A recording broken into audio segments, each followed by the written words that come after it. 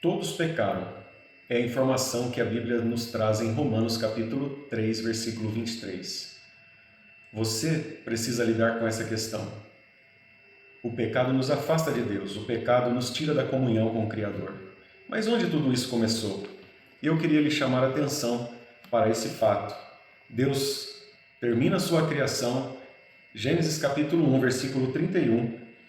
A avaliação que Deus faz da sua criação é exatamente essa. Eis que era muito bom. Tudo que Deus fez foi perfeito. No capítulo 2 nós temos um relato mais detalhado sobre a criação do ser humano. E no versículo 7 do capítulo 2 nós temos a formação do ser humano. O ser humano é a obra-prima de Deus na criação. Olha o que diz o relato. O Senhor Deus formou o homem do pó da terra e lhe soprou nas narinas o fôlego de vida, e o homem se tornou um ser vivente. Aqui nós podemos perceber a plenitude do homem. Observe que os anjos também são obra das mãos de Deus. Porém, os anjos são seres espirituais que não possuem um corpo físico. Os animais são também obra das mãos de Deus. Os animais são seres materiais, porém não possuem um espírito. Já o ser humano, eu e você, nós temos a parte material e nós temos a parte espiritual. Nós somos a plenitude da criação de Deus, a criação, a obra-prima, a coroa da criação. Mas o pecado vai destruir essa perfeição. Acompanhe comigo no relato, capítulo 7. Deus formou o homem do pó da terra. Deus, com as suas mãos, forma o ser humano. Você é a obra-prima, você é a criação das mãos de Deus. Não só o seu corpo físico, mas também o seu espírito de vida. A Bíblia diz que Deus, após formar o ser humano, ele sopra nas narinas deste ser humano que era barro. Ele sopra o fôlego de vida e a partir disso, o texto diz que o homem se torna um ser vivente. Para que o homem pudesse viver bem, a Bíblia diz no versículo 8 que Deus plantou um jardim no Éden e colocou nele o ser humano que havia formado. A princípio, o homem não tinha uma casa para morar, não tinha um lugar para habitar, mas Deus cria uma casa, Deus cria um ambiente perfeito e coloca o ser humano ali. Isso já é graça de Deus para mim e para você. Deus prepara tudo o que precisamos para viver aqui nessa terra. Versículo 9 diz que do solo, Deus, o Senhor Deus, fez brotar todo tipo de árvores, agradáveis à vista, boas para alimento, e também a árvore da vida no meio do jardim, e também a árvore do conhecimento do bem e do mal. Percebe que Deus cria todas as árvores, tudo que era necessário para o alimento, Deus cria e diz que eram agradáveis aos olhos, boas para alimento. Deus coloca no centro do jardim a árvore da vida e também ali próximo a árvore do conhecimento do bem e do mal.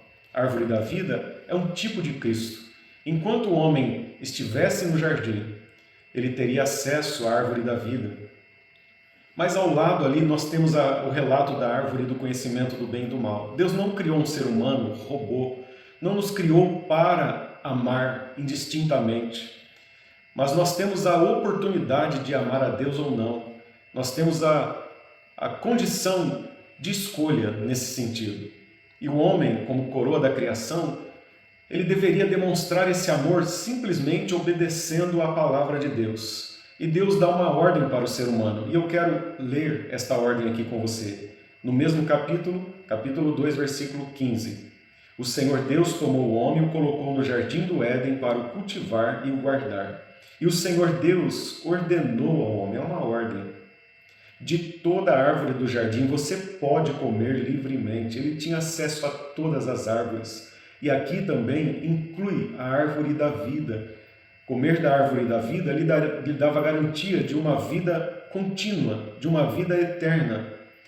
Mas há uma condição, mas da árvore do conhecimento do bem e do mal você não deve comer. A ordem era não deve comer.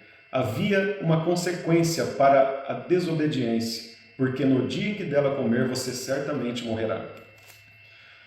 A palavra de Deus deveria ser obedecida. O que aquela árvore significava? Não tinha nada, não tinha um significado místico nenhum. Era simplesmente a ordem de Deus. Obedecer à ordem de Deus era ter acesso à árvore da vida. desobedecer a ordem de Deus, o homem incorria numa grave consequência que seria a morte, pois no dia em que dela comer, certamente morrerá. A árvore do conhecimento do bem e do mal estava ali só para que o homem pudesse obedecer à palavra de Deus. E não é assim nos nossos dias também? Deus tem dado a sua palavra, e obedecer à palavra de Deus nos faz ter comunhão com o Criador. Nada mudou, sempre foi assim a forma de Deus agir. Mas o homem, querendo sempre mais, não estava satisfeito em habitar um lugar perfeito, não estava satisfeito em ser a coroa da criação. E Satanás então vai começar um diálogo com a mulher no capítulo 3. Acompanhe comigo. Satanás, ou o diabo, personificado ali na serpente, e o texto do capítulo 3 diz que ela era mais astuta que todos os animais selvagens que o Senhor Deus tinha feito. Ela pergunta, ela diz à mulher: é verdade que Deus disse, não comam do fruto de nenhuma árvore do jardim? A resposta da mulher no capítulo 3, verso 2, é exatamente esta: do fruto das árvores do jardim podemos comer, mas do fruto da árvore que está no meio do jardim, Deus disse: vocês não devem comer dele, nem tocar nele, para que não venham a morrer. Percebe que Satanás começa a distorcer o que Deus disse. Deus disse que o homem poderia comer de todos os frutos de todas as árvores, exceto da árvore do conhecimento do bem e do mal. Mas Satanás já começa distorcendo. As palavras de Satanás distorcem o que Deus disse. Versículo 1. Satanás diz à mulher: não comam de nenhuma árvore do jardim. Era isso que Deus tinha dito? Percebe que Satanás já começa a distorcer a palavra de Deus e até hoje continua a mesma estratégia, distorcer o que Deus disse para enganar a obra-prima da criação, que é o ser humano, para levar esse ser humano a pecar contra Deus. E a visão que a mulher tem está também fraca. Ela não tinha a compreensão correta do que Deus tinha dito, ela não conhecia realmente quem era Deus. Ela diz: olha, Deus deu uma ordem que nós podemos comer de todas, mas da árvore que está no meio do jardim, nós não devemos comer e nem nele tocar. Lembra que no meio do jardim, na obra da criação, no momento da criação, e nós lemos aqui, o que está no centro do jardim é a árvore da vida. Mas percebe que para a mulher, o que está agora no centro do jardim já não é mais a árvore da vida, mas é a árvore do conhecimento do bem e do mal? Percebe que já há uma inversão, a mulher já não consegue, o ser humano não consegue mais enxergar o centro como a vida, como Cristo, mas agora já vê aquilo que Deus tinha dito para que não fizesse, isso passa a ser o centro. E aqui nós começamos a entender que há uma dificuldade teológica no coração do ser humano. Ele não conhecia de fato quem era Deus. Deus já não era mais o centro da vida do homem.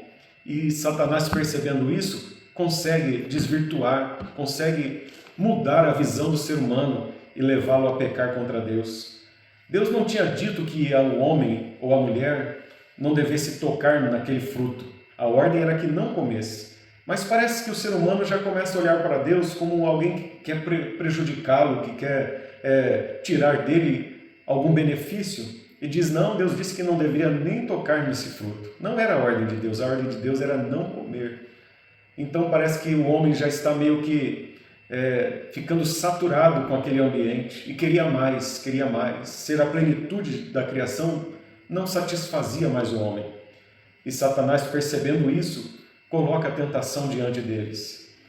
E aí, olha o ápice aqui da negação daquilo que Deus disse.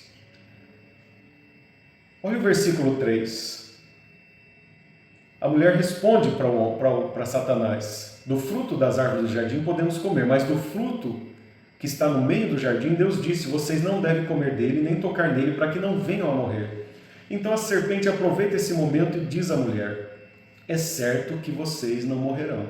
Percebe que onde Deus diz é certo que morrereis, porque no dia em que dele comeres, certamente morrerás, a serpente diz: é certo que não morrerão. Ou seja, a serpente está dizendo: Deus está mentindo, Deus está enganando vocês. Vocês estão sendo enganados por Deus, pelo Criador. Olha o versículo 5, porque Deus sabe que no dia em que dele comerem, os olhos de vocês se abrirão, e como Deus vocês serão conhecedores do bem e do mal. O homem Então se apodera dessas informações e já não se satisfazendo com o ambiente pleno daquela criação, do ambiente perfeito em que estavam vivendo, querendo mais, então eles aceitam a mensagem de Satanás, que comendo daquela árvore eles seriam então semelhantes a Deus. E então a mulher come daquele fruto, dá ao seu marido e ele também come. A questão aqui está na obediência. Obedecer à palavra de Deus daria ao homem daria ao homem condições de viver naquele jardim, viver de maneira plena, viver de maneira saudável. Mas desobedecer à palavra de Deus trouxe consequências sérias ao homem. E é sobre isso que nós falamos quando tratamos da questão do pecado. O pecado nos afasta de Deus. Não havia nada místico naquela fruta, não havia nada de especial, simplesmente era uma ordem de Deus. Obedecer à palavra de Deus era a condição para ter comunhão com o Criador, era a condição para ter acesso a Deus. E assim continua sendo também. Obedecer o que Deus estabeleceu na sua palavra continua sendo ainda o caminho para a comunhão com Deus, continua sendo o caminho para nós termos acesso livre a Deus.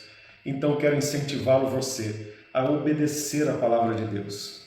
Fique com essa meditação e que Deus possa falar mais ao seu coração. Que Deus te abençoe.